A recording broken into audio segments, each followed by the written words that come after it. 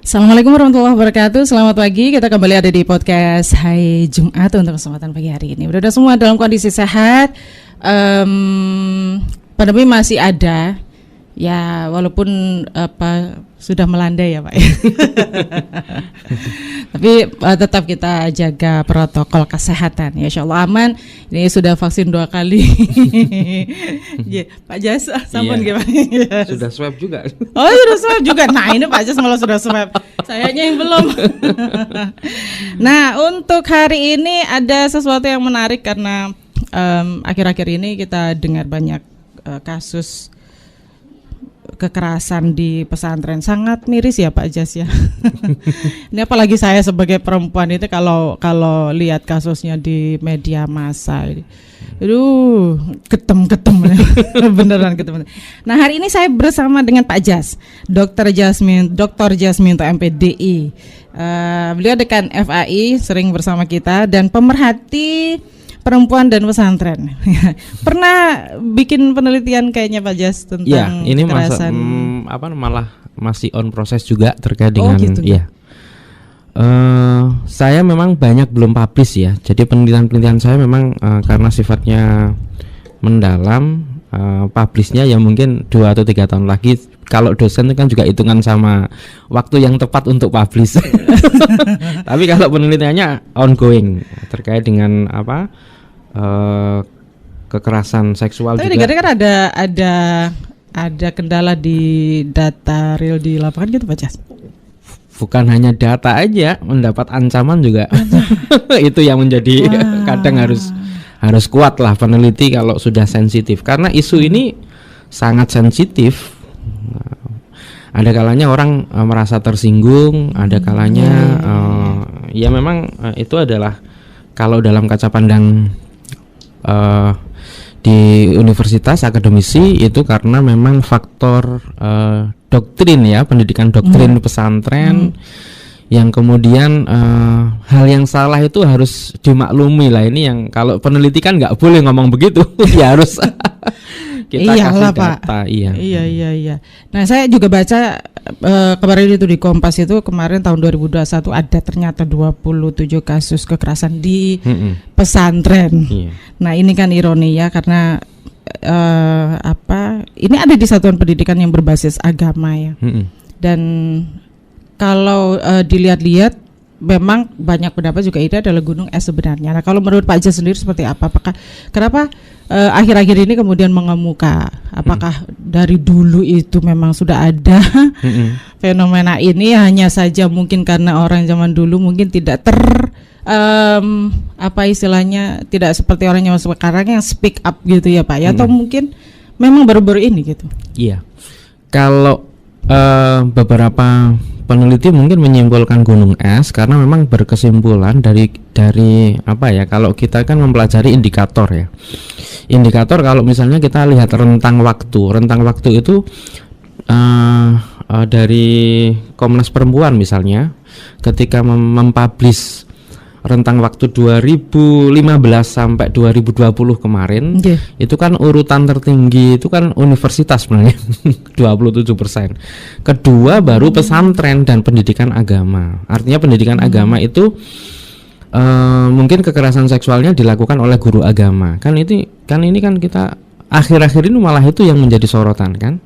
Berarti kalau kemungkinan direntang lagi 2021 sampai 2020-2025 nanti kalau kemudian ini tidak segera ditangani oleh semua pihak, kemungkinan justru pesantren dan pendidikan agama bisa meloncat mengungguli universitas kan gitu. Posisinya kenapa kok yang jadi ironis itu di dunia pendidikan kan gitu ya. Dunia pendidikan baik itu pendidikan agama yang dalam hal ini adalah pesantren ataupun di universitas. Dan universitas sendiri ini kemarin juga ada yang memilah universitas berbasis agama. Akhirnya begitu ya Pak? Iya, kenapa? Karena akhirnya kan dicurigai lah kok pendidikan agama kok tidak berimplikasi kepada Karsa itu tingkah laku gitu loh. Nah, yang notabene mereka harusnya lebih mengerti tentang itu gitu. Betul, kan? Apalagi pesantren itu kan pendidikannya tidak hanya pengetahuan. Setelah mereka sekolah, mereka berada di asrama, di situ kan pendidikannya juga perilaku. Nah, kalau kemudian ustadznya tidak menanamkan itu, berarti ketidakmengertian itu. Salah satu tawaran waktu itu dalam diskusi bersama, karena saya memang konsen di filsafat, saya sampai menyampaikan, jangan-jangan Pak Ustadznya ini nggak pernah belajar filsafat. Saya malah dituduh liberal macam-macam. Pak, memang itu harus belajar filsafat supaya tahu hukumnya kan enggak juga gitu.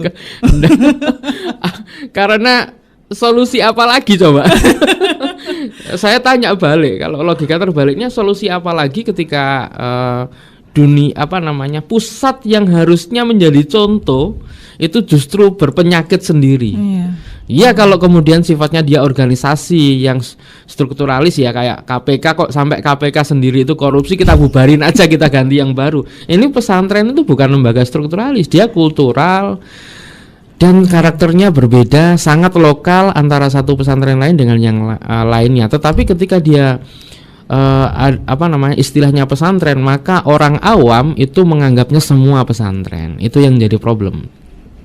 Padahal tidak semuanya begitu.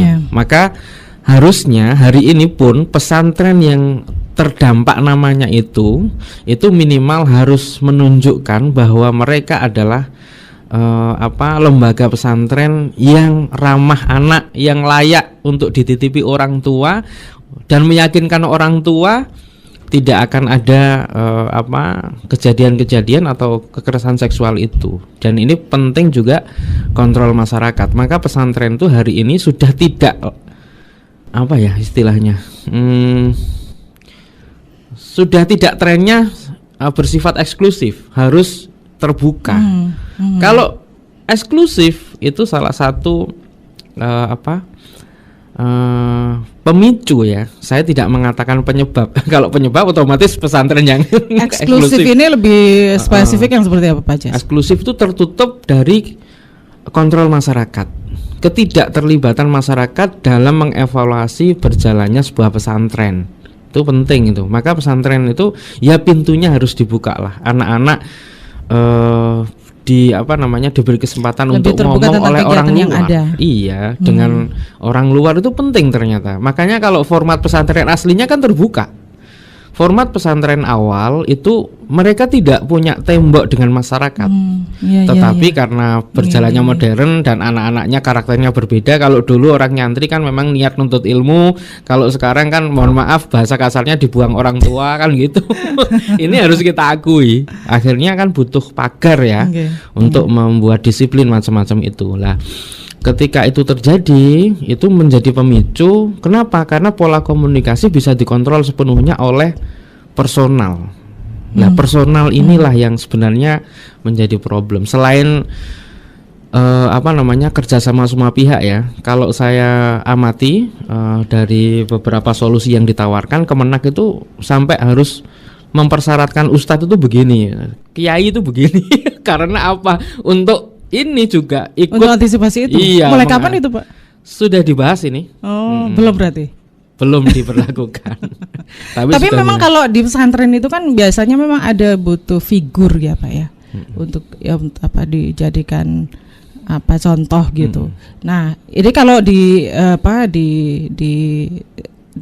disinkronkan dengan apa yang disampaikan Pak Jas ini kan memang bisa jadi agak susah begitu.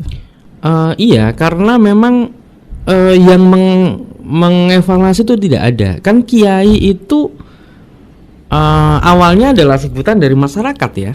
Jadi atribut yang diberikan oleh masyarakat. Indikatornya mohon maaf kalau saya ngomong agak kelewatan, nggak jelas. Kiai adalah orang yang memimpin pesantren, tetapi kriterianya kan tidak jelas. Itu. Nah, kalau dulu mungkin figur kiai ini berasal dari masyarakat. Iya. Kalau sekarang diciptakan figur kiai dan baru kemudian bisa kasus Gitu. kita yang di Jombang ya. Saya sampai kena kasus kita di Jombang ini banyak loh yang masih gantung di Nah kepolisian itu dan sebagainya. masalahnya itu akhirnya kan ini berimbas kepada masyarakat yang kemudian tidak percaya bahwa kalau di pesantren saya nanti nitipin anak saya ke pesantren begitu karena tidak ada solusi. Iya. Sampai sekarang ini pun kasus yang kita tahu ya Pak ya yang dari tahun berapa itu di pondok di Jombang. Iya. Nah saya kemarin sempat wawancara dengan Formujers ya. Itu semacam advokasi yang di pesantren itu. Jadi mereka anak-anak pesantren juga yang mewadahi diri untuk karena ada kasus itu. Siapa yang kena istilahnya gitu lapor aja. Tapi tetap aja mereka mentok. Sempat juga ke pesantren Tebu Ireng katanya ketemu sama Gus Soleh juga. Itu dan ada welcome Gus Soleh welcome dan tapi sampai sekarang ini tidak tahu apakah itu dilanjutkan. Nah itu apakah memang bisa jadi salah satu solusi itu? Iya. Karena gini, ini masalahnya bukan hanya sekedar penuntasan kasus, tetapi ini berkaitan sama paradigma, cara pandang. Nah, cara pandang inilah yang menjadi kesulitan kita memahamkan stakeholder di pesantren. Isu kekerasan seksual itu adalah isu baru, isu yang tidak ada dalam kitab kuning. Nah, ya kan?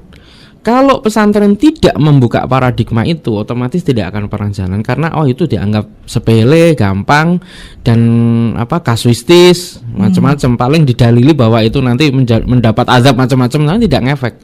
Lah, yang menjadi tantangan adalah bagaimana kemudian merubah paradigma bahwa kasus kekerasan seksual itu adalah salah satu hal yang urgent untuk hari ini ya di pesantren karena ini bukan hanya relasi antar teman atau relasi sepadan, tetapi relasi kuasa antara guru dan murid.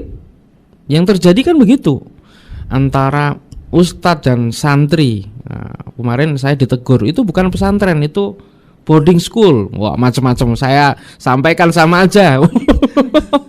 Saya mau berdebat kalau sama, wong malah ngafalin Quran kok di situ gitu.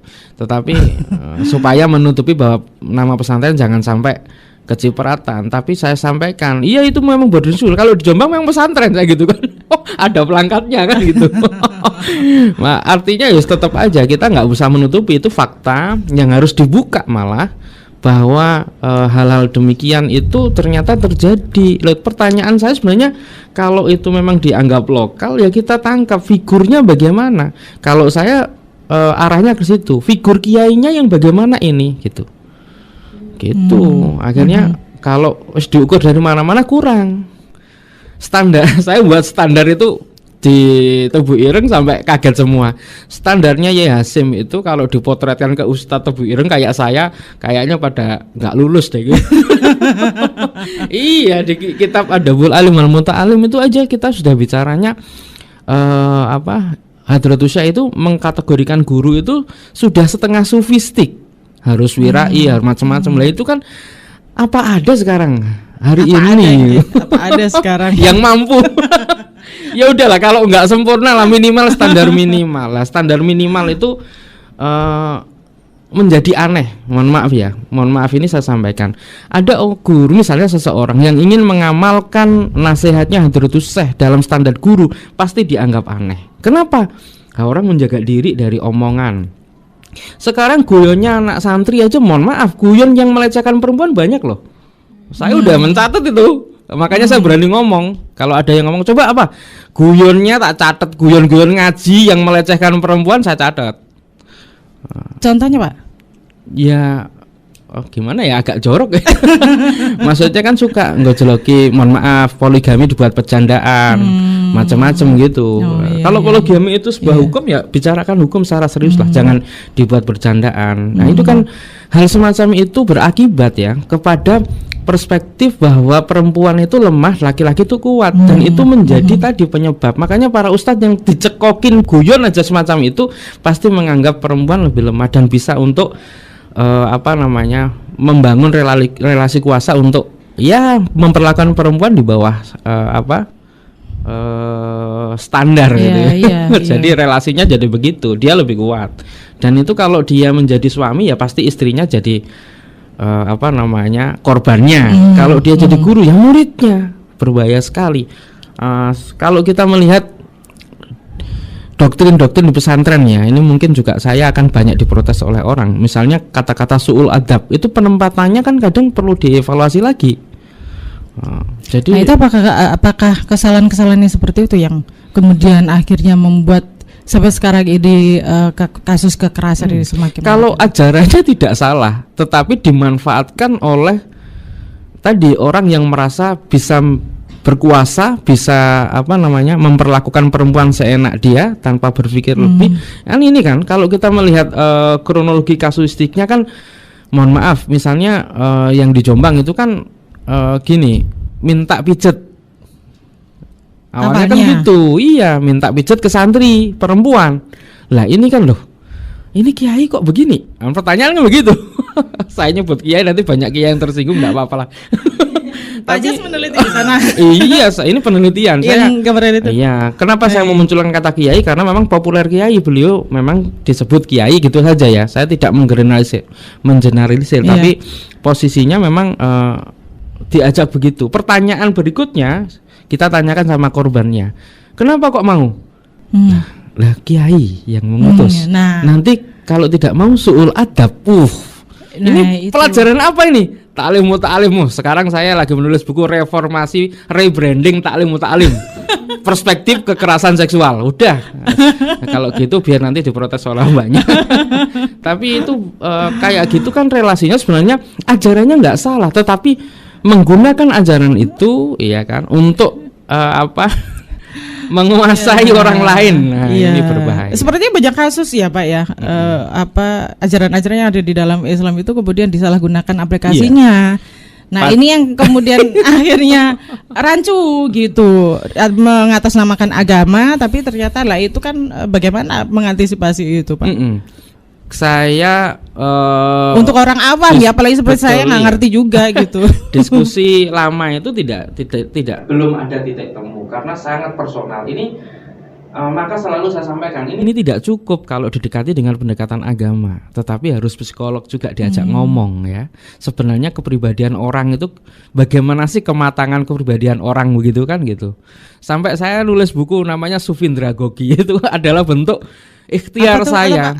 Sufindragogi itu singkatan dari sufisme andragogi. Jadi andragogi itu kan pendidikan untuk orang dewasa. Jadi kritiknya begini, banyak orang itu yang usianya itu sebenarnya udah tua tapi dia sebenarnya tidak dewasa. Iya kan? Cara marahnya, ya, cara melihat orang lain, mengontrol nafsunya gitu. Kita tidak memungkiri manusia itu juga hayawan natik, dia juga memiliki nafsu, tetapi bagaimana kemudian pengetahuan dan pengalaman hidupnya itu mampu membentengi itu yang menjadi kajian di sufisme dan andragogi. Maka kalau belum mampu ya mengkondisikan lingkungan itu penting. Jadi harus bersama orang banyak kan gitu kan, nggak boleh berdua. Itu salah satu usaha ya. Makanya kan ketika berdua itu berbahaya sekali. Maka pesan-pesan itu yang kemudian kita pakai untuk ingin memotivasi bahwa kita tuh kadang bangga dengan ilmu, tetapi sebenarnya bagaimana ilmu itu mendarah daging itu belum sampai. Jadi ilmu kita masih berada di piring. Saya kritiknya begitu. belum kemakan. Jadi kita baru tahu, baru melihat, baru tampil mempunyai ilmu tapi belum kita hayati. Yang itu yang kemudian terjadi demikian. Saking banyaknya ini saya sampai gelisah karena yang di Trenggalek itu guru agama anak-anak kecil. Ya Allah, ini kan yang di Trenggalek ada ya? Saya sampai heran ini yang ada di otaknya itu apa gitu. Nah ini kalau saya misalnya ada yang mengkaitkan itu karena kelainan jiwa, tidak bisa. Kalau kelainan jiwa dia jangan jadi guru, dia jangan jadi ustadz. Itu berbahaya sekali. Maka terus bagaimana menyaring seseorang? Makanya ini harus ada panduan memilih guru, panduan memilih lembaga untuk wali santri atau wali murid ya. Nah, kenapa? Karena khawatirnya kecolongan terus begini. Karena di sekolah anak-anak akhir-akhir ini yang terjadi itu kebanyakan memang anak-anak yang ada di bawah umur ya Pak ya? Iya, karena memang mereka mudah untuk diancam, mudah untuk ditakut-takuti dengan ketidakfahaman itu. Apalagi guru yang bergaul setiap hari tentu tahu karakter masing-masing. Tapi kan untuk orang yang normal istilahnya begitu ya Pak. Untuk orang yang normal ini kan kalau lihat anak-anak harusnya menyayangi. Oh iya. Loh, itu selalu saya pesan. Kalau mungkin ketemu sama murid yang agak tidak besar. bisa begitu. Jadi nah ini apa memang secara psikologis itu yang kemudian kadang juga gitu. Ada peluang terkait dengan salah penanganan. Ini ada peluang juga. Contohnya karena dia seorang ustadz ingin supaya menjaga terkait dengan aib seseorang gitu ya. Kemudian dia memanggil perempuan, misalnya anak perempuan memanggil sendiri apa begini, tanya belah. Ini kan akhirnya berdua gitu loh. Sebenarnya dia ingin supaya aibnya tidak ketahuan orang lain, tetapi salah. Akhirnya jadi curhat berbahaya. Itu yang sempat saya temukan dalam penelitian itu. Maka ini ternyata tidak semuanya awalnya berniat jahat, tetapi karena memang ada kesempatan katanya Bang Nafi itu ikut tanya. Iya. Ini Pak, fenomena yang seperti terjadi pesantren itu kaitannya dengan kekerasan seksual pada perempuan itu kok seolah-olah munculnya sekarang gitu. Dulu apa nggak ada gitu.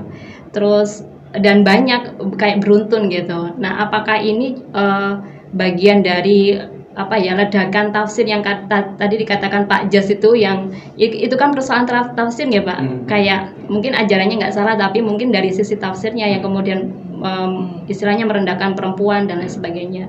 Kemudian juga perempuan itu sudah kelas 2 di wilayah pesantren pula kayak gitu. Nah, itu gimana Pak Jas? Iya, kalau menurut dari beberapa kasus kita kan mencermatinya berdasarkan data ya. Kalau kasus memang tidak pernah muncul di permukaan, mungkin karena memang eranya tidak medsos seperti hari ini gitu ya, Pak Blis. Tetapi memang ada upaya yang masif dari penguasa dalam hal ini ya, itu suka menutup semacam itu secara politis. Jadi ini yang kemudian kan kita dari misalnya dari LSM itu selalu menyuarakan, karena memang itu katanya aib loh. Janganlah itu aibnya orang, mosok dibuka lah, ini bahaya. Kalau itu pribadi lah, ini untuk keamanan orang banyak. Kalau dia kemudian ditutup, dia merasa aman, pasti akan diulangi, dan itu terbukti begitu. Karena merasa aman diulangi lagi. Sebenarnya sudah ada, misalnya dipanggil, ditegur, tetapi karena sifatnya hanya teguran dan dia tidak diekspos, tidak diberi sanksi yang kemudian secara sosial orang tahu, akhirnya diulangi lagi. Dan itu gunung es akhirnya disimpulkan dari situ bahwa sebenarnya masih ada, tetapi memang tadi karena bagian dari etika yang salah menurut saya. Harusnya begitu. Iya. Kalau menurut Pak Jas sendiri, kalau fenomena yang sekarang ini terjadi itu bagaimana harus antisipasinya, terutama untuk masyarakatnya? Kalau untuk masyarakat, saya tetap menganjurkan jika ke pesantren jangan langsung percaya. Harus ditanya dulu, ini anak saya nanti siapa yang menemani, siapa. Walaupun notabene pesantren oh iya harus. Karena sekarang nggak bisa kita langsung percaya. Meskipun saya orang pesantren ya, harus siapa yang mengasuh, siapa yang kemudian mendampingi. Kalau kemudian ada di situ ditugaskan santri senior mendampingi, harus tahu yang mendampingi gitu ya paling tidak gitu, atau kemudian, kepala pondoknya gitu. Yang kedua adalah tanyakan apakah saya mendapat akses untuk anak saya. Gitu. Jadi agar anak bisa ketemu orang tuanya untuk menyampaikan masalah. Dan bagi orang tua, pendidikan kekerasan seksual memang tidak diberikan di sekolah, berikan di keluarga. Itu menjadi pokok. Jadi di keluarga harus ditanamkan ya. Anak-anak dari kecil sudah. Ini yang boleh dipegang ibu ini. Bapak aja nggak boleh pegang, misalnya perempuan harus ditegaskan.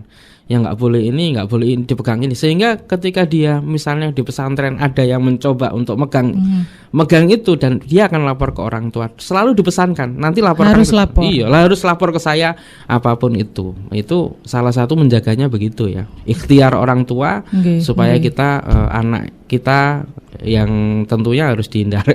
Berdoa kemarin itu kan yang kasus di Jombang itu ada ancaman-ancaman Pak. Jadi kenapa mereka kemudian walaupun sudah lapor ke orang tua, bahkan orang tuanya juga diancam gitu. Nah ini kan Ya, kalau Jadi tidak begini ada kan itu solusi. berarti kasus sudah besar. iya. Kalau begitu harus dilawan dan semua stakeholder melawan semua. Jadi kita kampus juga ikut melawan loh, saya juga ikut petisi juga. Kenapa Iya, ya? Karena ini sudah relasi politis yang lebih besar. Maka kita memang harus mensupport ya. Kalau kejaksaan kemudian mengungkap secara bukti, kepolisian kemudian mensupport ya harus diingatkan. Kadang kan di kepolisian juga akhirnya redam-redam Iya, gitu. iya. Ya, makanya juga Bahkan kasusnya dikawal, masih mandek ya. dikawal. Sampai sekarang kayaknya juga mandek. Iya, Terus mudah-mudahan ada. memanas lagi karena ada kasus besar nasional. Iya, kan? Nah, yang iya. dari Bandung kemarin itu. Iya, makanya selalu Baru diproses lagi ya, Pak ya.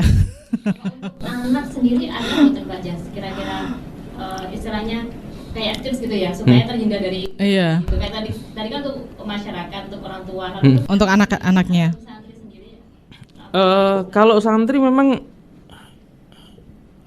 ini ada kontras bahwa ketika kita menanamkan itu cenderung nanti dianggap memberontak. Maka gini, sebenarnya juga faktor orang tua lagi. Iya. Jadi kalau gitu anak kita tuh jangan diberi beban takut untuk berbeda. Gini, contohnya begini. Orang tua menekankan kamu harus ranking 1 di sekolah, iya kan? Maka kita menggantungkan separuh kepercayaan dia kepada guru. Itu saya enggak suka. Nggak boleh itu. Kalau sampai begitu nanti kan diiming-imingi nilai atau diancam nilainya dinolkan, dia ketakut.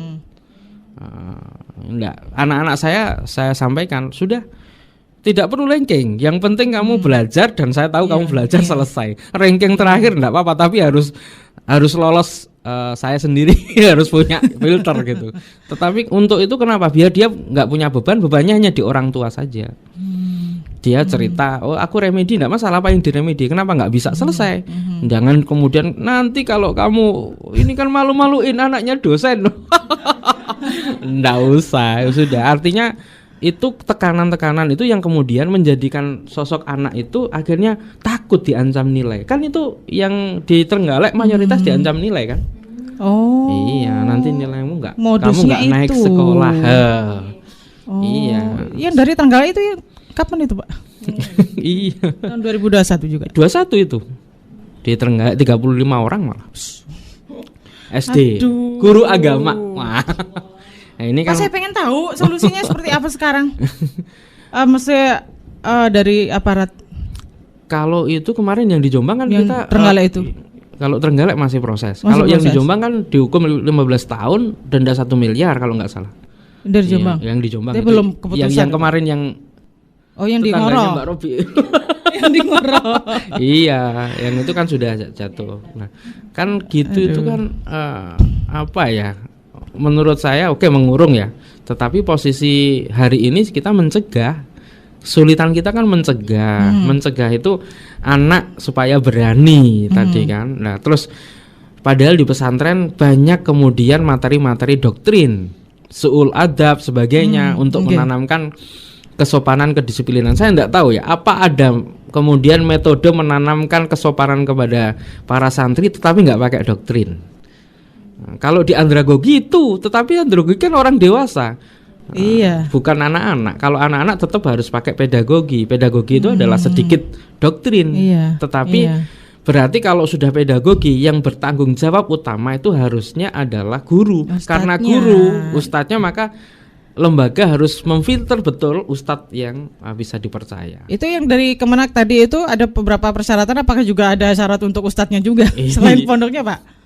Selain pondoknya, ustadznya kayaknya harus disertifikasi. Ini masih yang disebut gunung es itu karena yang ketahuan tuh yang kecil-kecil loh ya. Yang remaja itu mereka malu mengungkapkan. Nah itu. Yang remaja mereka malu, akhirnya tertutup kasusnya. Nah ini bagaimana sebaiknya ketika sudah misalkan ya sudah seperti ini ya Pak? Apa harus ini memang treatmentnya harus seperti seperti yang dilakukan oleh NGO itu atau LSM itu mendampingi supaya dia mau, supaya dia berani untuk mengungkapkan. Kalau enggak akan terus berlanjut. ancaman Pak? Iya ancaman. Ada Makanya, ancaman. Karena itu tadi keberanian bagaimana dia mengungkapkan itu yang ditunggu-tunggu. Karena kadang memang korbannya ancamannya banyak ya. Iya, iya. Akhirnya ya ini sudahlah informasi gitu. tertutup sih di penelitian, harus saya sampaikan. Ada modus yang sangat membuat saya kaget itu di video, Bu. Jadi Apa yang dia sampaikan? apa ya, relasinya saya sebut murid aja lah nanti. Iya. Murid dan guru misalnya ya. Murid dan guru memaksa murid dan di video sama gurunya. Kalau dia nanti dia sampai membuka videonya akan diupload di YouTube. Nah, ini kan jadi ancaman. Iya. Ini lebih gawat lagi, bukan ancaman nilai, bukan macam. Berarti kan dalam hal ini sebenarnya keterjebakan tadi, keterjebakan bagaimana ketika diminta misalnya tugas sendiri ke rumah guru atau kemana, itu tidak boleh sendiri kalau perempuan. Bukan apa-apa untuk menjaga semacam ini. Kalau sudah sendiri akan berjatuhan korban banyak. Itu Mas, yang jadi kita khawatirkan kan yang anak-anak tadi. Kalau anak-anak kan nggak bisa berpikir gitu. Yang remaja itu sudah bisa kita ingatkan. Itu pun dari responden ya, saya menyebar responden dari 100 responden yang saya bagi angket. Yang memiliki kesadaran demikian itu hanya 15 orang dari 100. Itu berarti kan yang 85 masih buta dengan dianggap enteng gitu. Enggak ada, saya aman-aman saja. Padahal aman itu bukan berarti dia aman sepenuhnya, tetapi dia dalam ancaman karena dia tidak punya ilmunya, dia tidak berani membantah dan ketika kejadian pun kita kan kemarin juga memberikan responden setelah kejadian itu juga jawabannya itu aib, jangan dibuka-buka. Dosen sendiri saya voting di situ masih banyak dosennya itu kan aib, jangan disebar-sebar ya. Ini dosen kita belum melek itu. Makanya saya harus mewajibkan dosen belajar filsafat. Karena hanya filsafat yang membicarakan itu. Kayaknya begitu ya, Pak. Iya. Gitu. Iya, nanti biar punya data sendiri ya. Jadi belum sadar karena memang mungkin karena tidak bagian dari lingkungan korban, tidak bagian lingkungan pelaku, pesantrennya tidak terdampak, jadi ya aman-aman saja.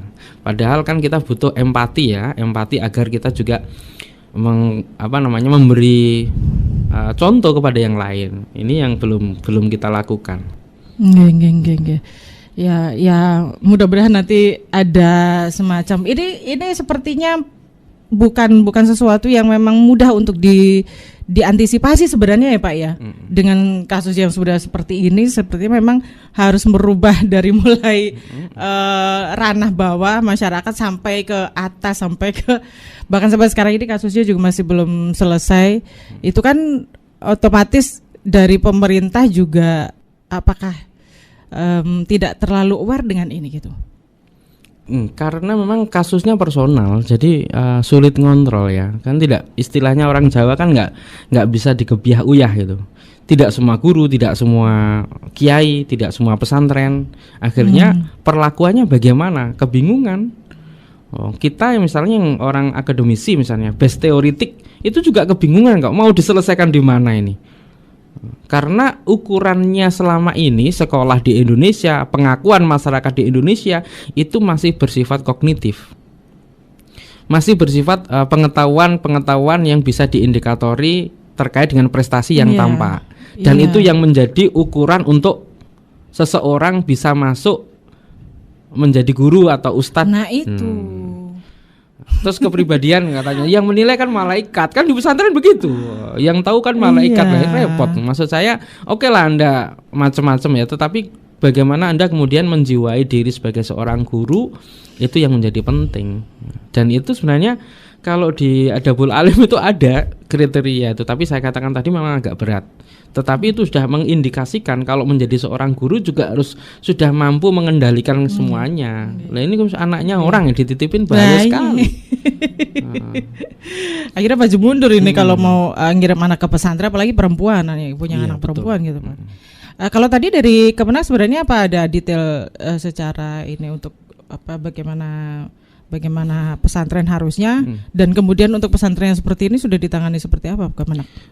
Kalau kebijakan kemarin bagaimana membuat ini ya, ini nomor statistik itu artinya berarti perizinan itu Kemenak tidak hanya sifatnya ada pengajuan surat terus kemudian di ACC, tetapi harus ada visitasi. Visitasi kelayakan itu adalah kelayakan bangunan, kelayakan komunikasi masyarakat.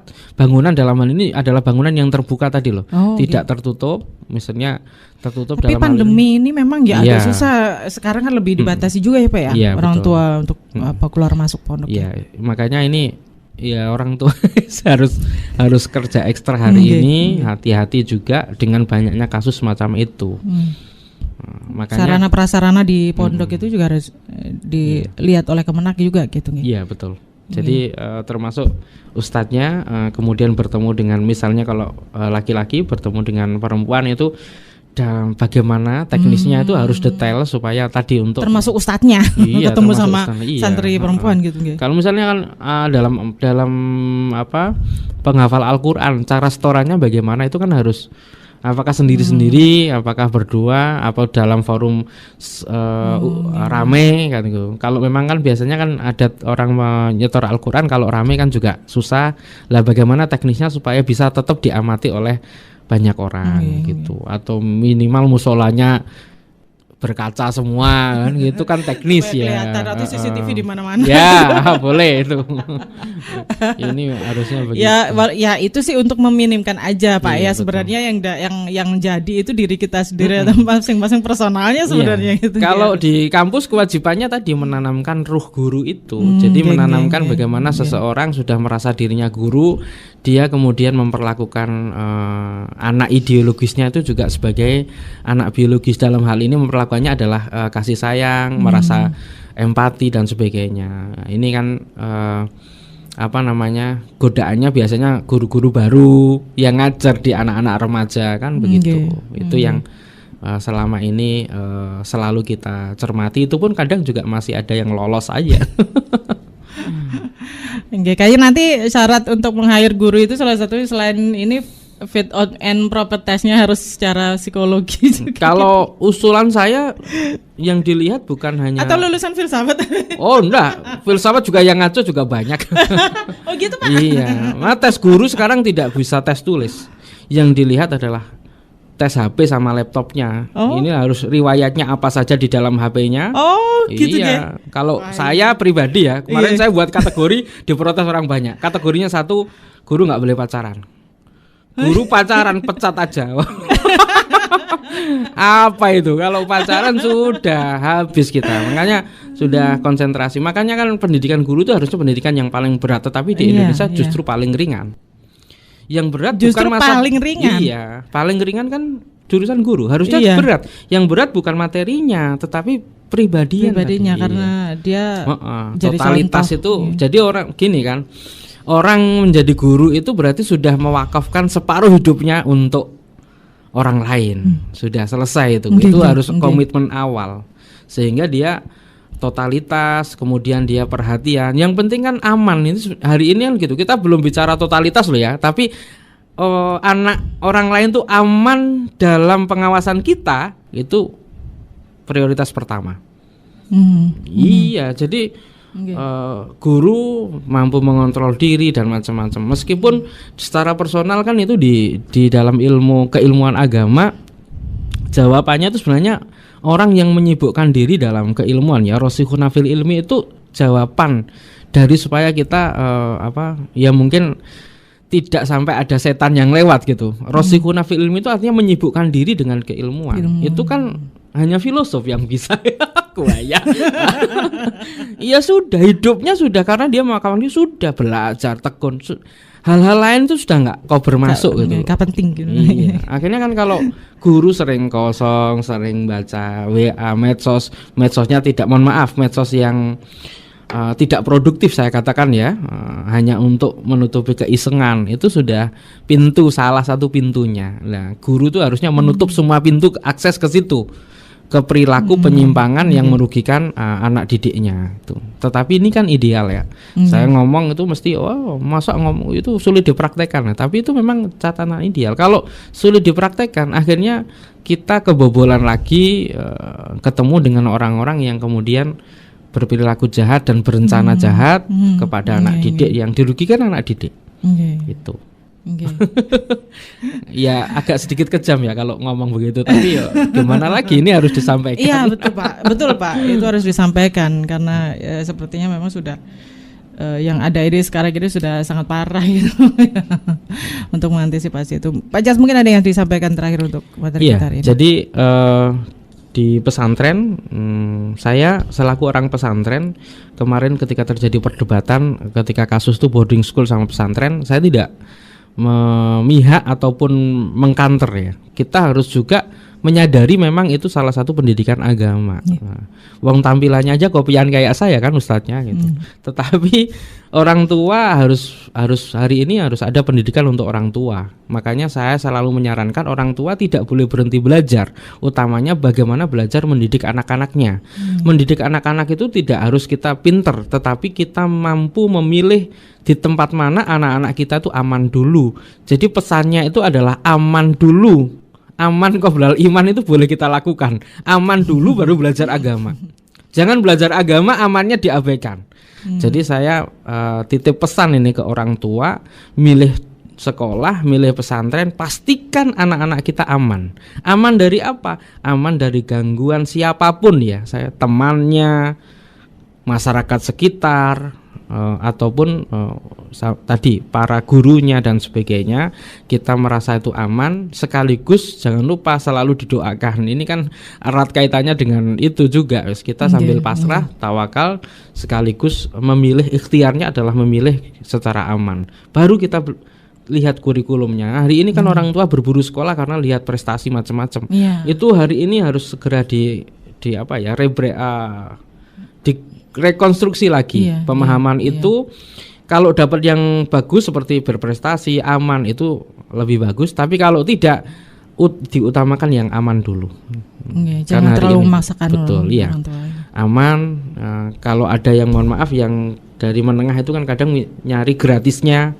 Lah gratis itu juga ternyata banyak karena gratis itu. Maka gratis itu juga harus aman dulu baru. Gratis, iya. Karena ada milih gratis, tetap karena gratis itu si oknum tadi itu mengancam, gampang mengancam kan. Amannya orang tua tidak terlalu memperhatikan itu gitu. Ya, ini kadang orang tua kan lihat profil seseorang langsung jatuh cinta, bukan jatuh cinta apa, tapi udah saya sangat percaya kepada pasta bongkroan jenengan apa-apa kan ini kan bahaya. Nah sampai punya 2 anak gitu, bagaimana orang tua dalam pengawasannya gitu ya Pak? Dan di kasus di Bandung itu. Iya, kalau yang lebih rumit lagi bahwa yang disasar itu memang anak-anak yang mohon maaf tidak dikawal sepenuhnya orang tua, mungkin karena faktor misalnya mohon maaf yatim dan sebagainya kan kayak gitu. Dan itu pelaku tuh sangat detail. Mana ini anak yang kemungkinan nanti mungkin akan melapor orang tua, mungkin tidak gitu. Dari itu maka justru hari ini cari yang paling aman. Hari ini masyarakatlah yang harus mendampingi anak-anak tadi itu, anak-anak yang dimungkinkan gampang untuk dibidik oleh para pelaku itu. Jadi selalu di sekolah kalau bisa tanya dari sekian anak ini siapa yang mohon maaf bapaknya tidak ada. Nah, itu kita selaku wali murid orang lain juga selalu menitipkan kepada anak kita. Dia harus dilaporkan apa kejadian di sekolah misalnya, silakan itu boleh. Misalnya tadi si dia dipanggil sendiri di kantor. Nah, anak kita melapor, orang tua bisa mengecek ke sekolah kayak gitu harusnya. biar saling cek. Kalau tidak ya selalu akan terjadi. Ini kan kejadiannya kan muncul tidak gitu ya. Itu tidaknya tuh bukan karena enggak ada, tapi enggak ketahuan. Enggak ketahuan. Dan tidak hanya di pondok loh Pak.